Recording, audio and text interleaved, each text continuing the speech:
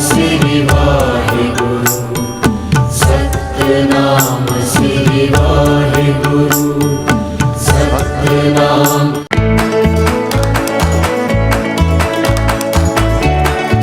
Colour समाज के वार्षिक उत्सव के अवसर पर रंगारंग सांस्कृतिक कार्यक्रम का आयोजन खरियार रोड नगर स्थित मोंगरापाली वार्ड नंबर 17 में किया गया। इस कार्यक्रम को उपभोग करने के साथ साथ साक्षी बनने के लिए सैकड़ों की संख्या में महिला, पुरुष एवं बच्चे शामिल हुए। मोंगरापाली विश्वकर्मा चौक में आयोजित ये कार्यक्रम में गुड्डू सिन्हा एवं रुद्रनाथ श्रीवास की अहम भूमिका रही। पड़ोसी राज्य छत्तीसगढ़ महासमुंद चिरको से विशेष रूप से निमंत्रित पूजा मानस परिवार द्वारा राम भजन सुनकर श्रोता मंत्रमुग्ध हो गए। मोंगरापाली गांव के लड़कियों द्वारा ग्रुप डांस की प्रदर्शन दर्शकों का मन मोह लिया। कार्यक्रम में श्री महेंद्र सिंह तलूजा, नोआपाड़ा समिति अध्यक्ष प्रतिनिधि श्री धनीराम साहू, अमानारा सरपंच श्रीमती गंगेश्वरी सिन्हा, श्याम केसरवानी, द्वारका साहू, दिलीप सिन्हा, पार्षद सरिता सिन्हा प्रमुख रूप से शामिल हुए।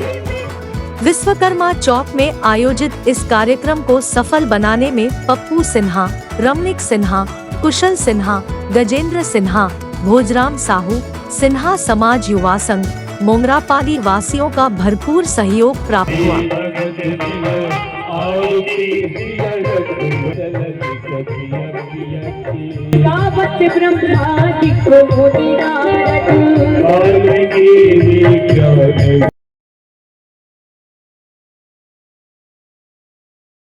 कार्तिक पूर्णिमा के दिन श्री गुरु नानक जी का जन्मदिन मनाया जाता है। गुरु नानक जी की जयंती या गुरु पर्व सिख समुदाय का मनाए जाने वाला सम्मानित दिन है।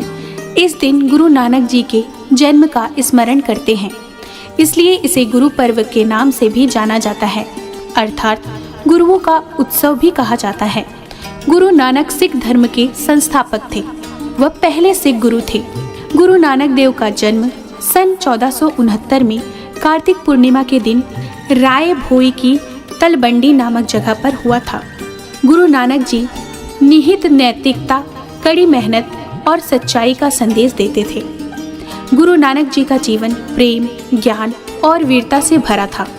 कहते हैं कि गुरु नानक देव जी ने समाज में व्याप्त बुराइयों और कुरीतियों को दूर करके लोगों के जीवन में प्रकाश भर दिया था। इसलिए उनके जन्मदिन को प्रकाश पर्व के रूप में भी हर साल बड़े हर्षोल्लास के साथ मनाया जाता है। नानक जी ने समाज को जागरूक करने के लिए काफी यात्रा की। उन्होंने हरिद्वार, अयोध्या, प्रयाग, काशी, गया, पटना, असम, बीकानेर, पुष्कर, दिल्ली, पानीपत, कुरुक्षेत्र, जगन्नाथपुरी, रामेश्वरम, सोमनाथ, द्वारिका, लाहौर आदि स्थानों का भ्रमण किया। नानक देव जी जात पात के खिलाफ थे।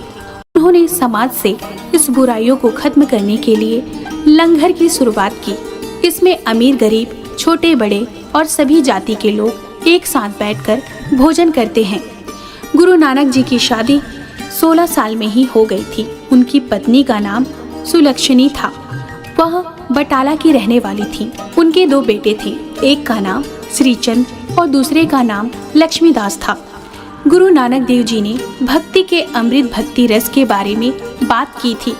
गुरु नानक देव जी भक्ति योग में पूरी तरह से विसर्जित एक भक्त थे, जबकि गुरु गोविंद सिंह एक कर्म योगी थे जो अपने कर्म या कर्म करने में विश्वास करते थे। जब लोग सांसारिक मामले में उलझ जाते हैं, तब गुरु नानक देव जी ने उन्हें अपने अंदर की ओर झांकने के लिए प्रेरित किया।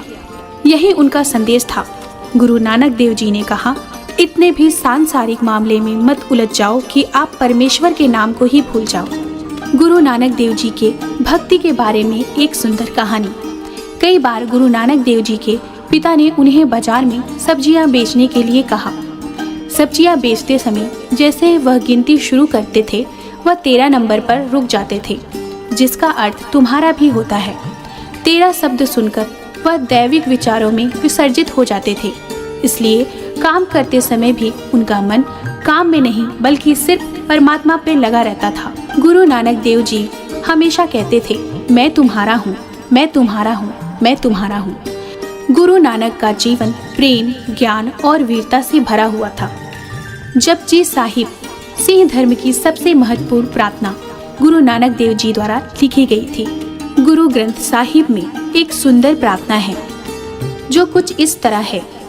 एक ओंकार भगवान एक है, सनातन उसका नाम सत्य है।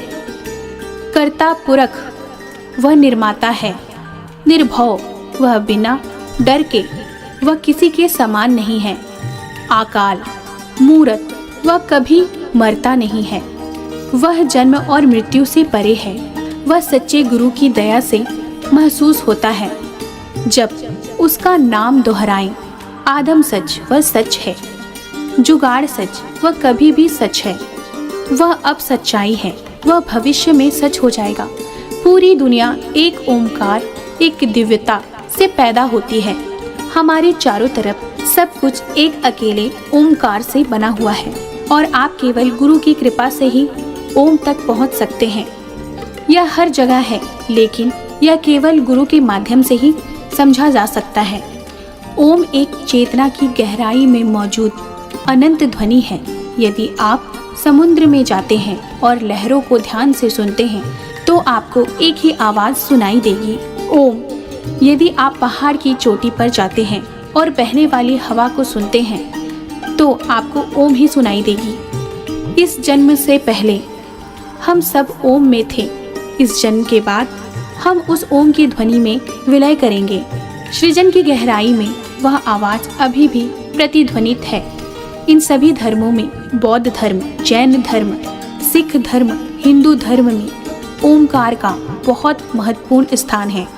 आज गुरु नानक देव के जन्मदिन पर हम अपने आप को याद दिलाना चाहते हैं कि हमें माया में उलझकर नहीं रहना चाहिए। आइए हम सब खुश रहें, दूसरों को सुखी रखें, प्रार्थना करें, सेवा करें और धर्म की रक्षा के लिए कार्य करें। धन्यवाद। यही नाम है सहारा, यही नाम है आधारा। सतनाम श्री वाहे गुरु, सतनाम श्री